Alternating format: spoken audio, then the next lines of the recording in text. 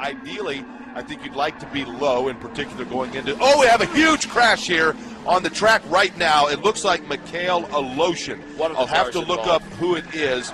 I saw Aloshin earlier was running very close with Charlie Kimball and as well Sebastian Saavedra, but don't want to identify just yet who it is, as we have yet to identify. It looks like Marco Andretti may have been involved. Going to the chicane right now, Mike, over the railroad tracks into the rough part, heading down to turn one. Obviously, Tony Kanaan's going to be behind. Braking zone here, coming up. Getting ready for the braking zone. Elio moves to the inside. Now to the outside.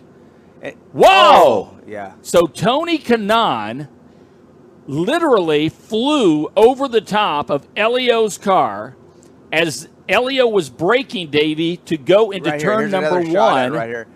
Oh my God! Yeah, I'll tell you what, Tony's throttle stuck or something. Yeah. Tony hit there was no. Oh my. On board right now, Davey, with Oriole Service. Yeah, watch. He takes the biggest hit. So you see him lose it. He has nowhere to go.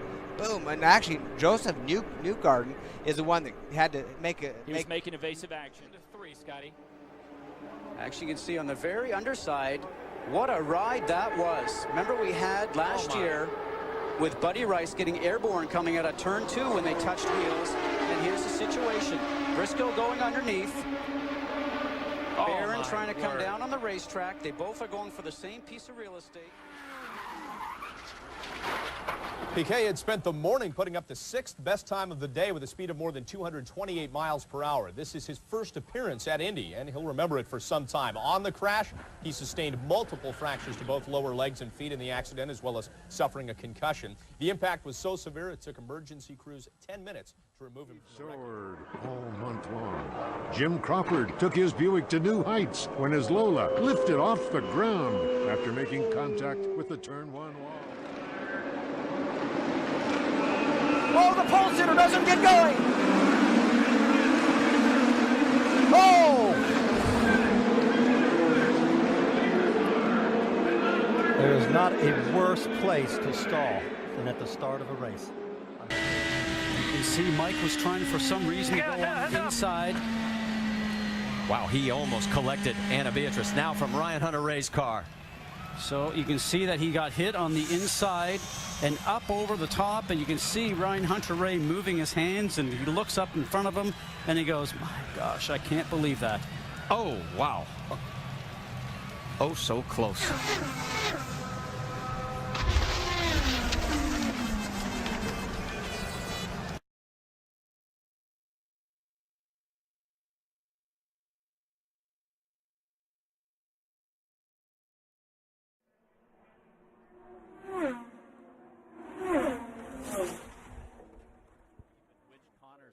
Snaps. Watch this. He gets loose, and now he's going to correct. He's got to be thinking inside his cockpit right now. Whoa! Big crash! Major incident. Kenny Breck getting way high up into the fence.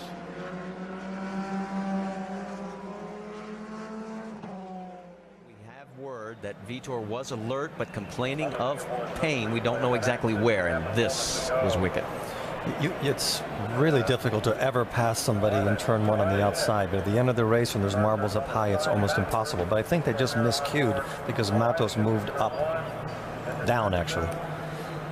Now, in situations like this, all these race cars have black boxes on them, just like aircraft do. So everybody will have an opportunity to look at this information. There's ear accelerometers inside the driver's helmet. Now, watch these two cars come together. Just a vicious impact. But all that information in the black box has already been downloaded into the medical center here. So out when his car clipped a wall as he prepared for the start of time trials for the race. Slow-motion replay shows just how lucky Dismore is to be alive as his car speared across the track and straight into a wall. On impact, the Penske Buick's fuel tank burst into flames. The car ricocheted into another concrete barrier and then virtually disintegrated. Dismore was taken to hospital with injuries to his feet, arms and legs and a fractured neck. Amazingly, he's said to be in a stable condition.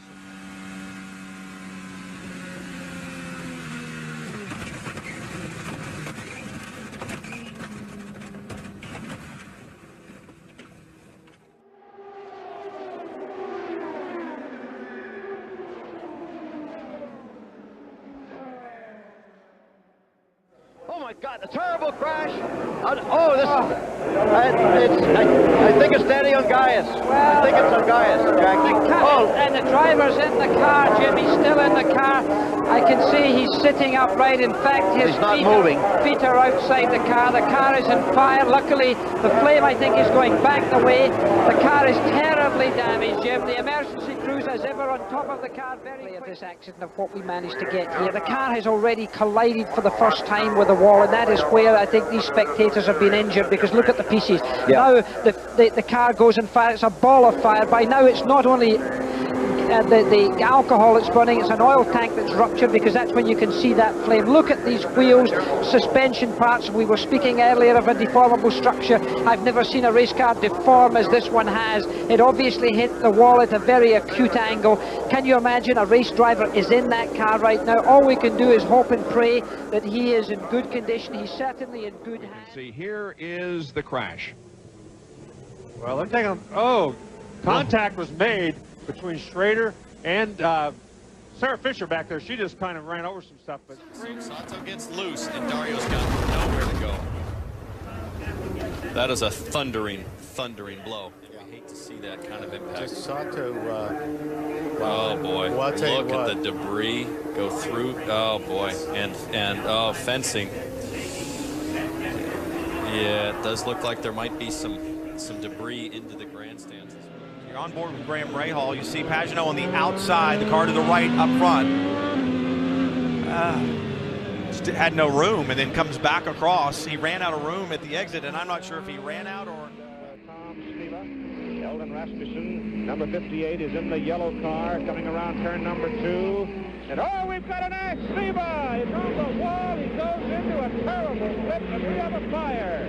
The engine is ripped from the back of the car and comes tumbling across. A.J. Ford was right behind him. He was able to avoid it somehow. But Tom Sleva is in the car. He's moving around. He's trying to get out. An incredible accident on turn number 68. Jill DeFerrin. This is regular speed. Now look back in the field. See, looked like Cheever was right down on the grass as Fox and Cheever got together, and then everybody else involved. The trouble started. Oh my! Wow! Oh yeah, that was. He almost flipped over, didn't he? This is it. One lap. Oh, there goes Ryan Hunter-Reay and Ryan Briscoe. And Briscoe flies. Briscoe flips and flies. On the grass, the two Ryans came together. Yeah, that looked horrible. And that's a very abrupt end to what was a terrific day for Ryan Briscoe. He gives both thumbs up, which is a good sign. And at the front of the he touched into the wall. He touched Greg Moore. He touched Greg Moore right there. He just came down on him a little bit. Emerson was really flying as he came through turn 1. Devastating damage to that race car. Oh, we have contact. The 2-car of A.J. Allmendinger climbs right up and over one of the target machines. During the qualifying, Formula One ace Clay Regazzoni loses control in the north end, crashes heavily. And the third lap at 223.599. Oh, he's in the wall. Oh, a problem. Oh, big time hit for Brian Clausen. This is our first significant contact of the month of May, the rookie. No.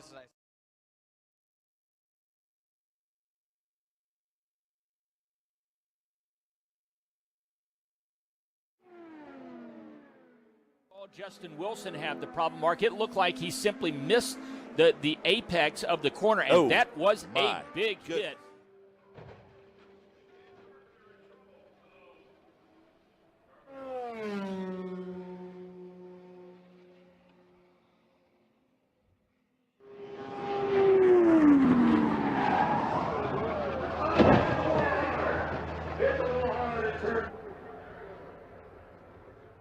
We can tell more, Sam. All right, you see that it's between turn 3 and 4. It's coming off turn 3. Now, let's watch here.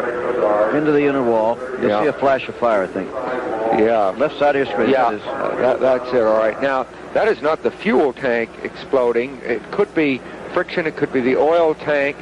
And as we said earlier, the incredible energy that is absorbed by that tumbling and by the parts coming off.